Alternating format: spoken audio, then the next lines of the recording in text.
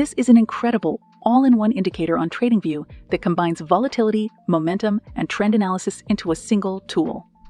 This is a game changer, so make sure you stick around until the end because I'll also teach you a precise trading strategy based on this indicator. So I'm in TradingView, and I'm going to be using a 4-hour Bitcoin chart to explain this strategy. To get started, let's add the indicator to our chart.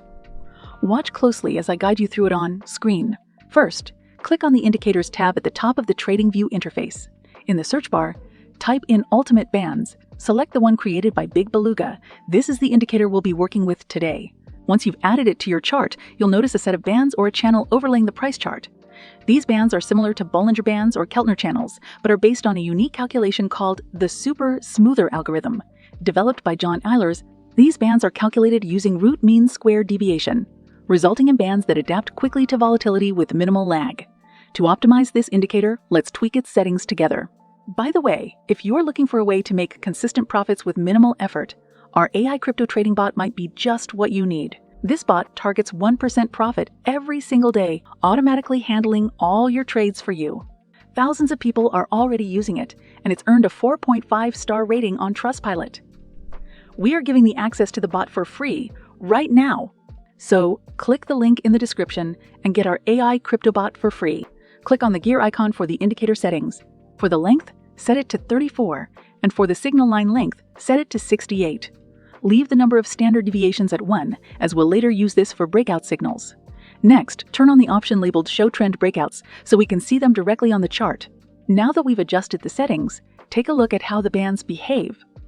When volatility is low, the bands contract, and when volatility is high, they expand. This contraction can often signal a flat market and potential breakout opportunities. Additionally, these bands can act as dynamic support and resistance levels.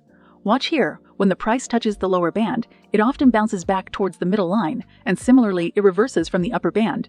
This feature makes it a handy tool for mean reversion strategies, similar to how you might use Bollinger Bands. If you prefer focusing on extreme price movements, you can increase the standard deviation to 2, but for our setup, we'll stick to 1 to capture breakout signals. Now let's move on to the oscillator, which appears below the chart. This oscillator has 2 main components: an oscillator line and a trend line. The oscillator line measures the price's position relative to the bands and oscillates above or below a center line set at 0. When the oscillator line is above 0, it indicates strong upward momentum, and when it's below, it shows strong downward momentum. The second line, derived from a whole moving average of the oscillator line, helps identify the overall trend. Notice how this line transitions above and below the 0 line to indicate uptrends and downtrends, respectively. Let's now talk about another important feature: overbought and oversold conditions. On the oscillator, levels of +1 and -1 are marked to indicate overbought and oversold areas, respectively. When the oscillator reaches these levels, it signals that the price movement is likely weakening. However, this doesn't always mean a reversal. Sometimes, it just leads to a pullback. If you want to make trading decisions based on these conditions, always confirm with other tools or indicators to ensure a potential reversal is taking place. Another handy feature of this indicator is its heat map visualization. On the side, you'll see a vertical heat map that provides a quick overview of the trend's strength and whether the market is overbought or oversold. This is a simple yet effective way to gauge market conditions at a glance. The bands also generate breakout signals, which are marked on both the price chart and oscillator. These occur when the price moves beyond the upper or lower bands. However, not every breakout is tradable. So here's the rule we'll follow. When a breakout signal appears, check the oscillator. For a bearish breakout, look for an oversold condition within the next 2 or 3 candles. For a bullish breakout, look for an overbought condition within the same time frame. If these conditions aren't met within 3 candles, the signal is invalid. Let me show you a few examples on the chart to explain this further. For instance, here's a bearish breakout signal, but the oscillator didn't show oversold conditions, so this trade is rejected. On the other hand, this bullish breakout signal is accompanied by an overbought reading in the next candle, confirming the trade. This rule helps us filter high probability breakout trades from false signals. Now let's integrate this indicator with another tool, the stochastic oscillator, to build a powerful trend following strategy. Add the stochastic oscillator to your chart by clicking on indicators and searching for it. Once added, adjust its settings. First of all, in the input section, set %K length to 7 and %K smoothing to 3. Now let's see how you can trade using these 2 indicators. When the trend line of the oscillator is above the center line, indicating an uptrend, wait for the stochastic K line to dip below 20.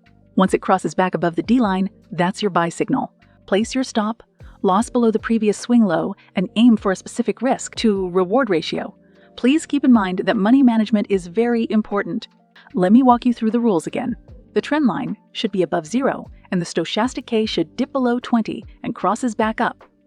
This confirms a buy signal, and as you can see, the trade played out successfully. For short trades, the process is similar but reversed. When the trend line is below 0, wait for the K line to rise above 80, then cross back below the DE line. Again, ensure the trend line remains below 0 for confirmation. This is why combining these tools is so powerful. It prevents us from taking low probability trades. That's all for this video. If you have any questions, drop them in the comments and I'll get back to you. Don't forget to subscribe to my channel and hit the bell icon to stay updated with my latest strategies. Good luck with your trading, and I'll see you in the next video.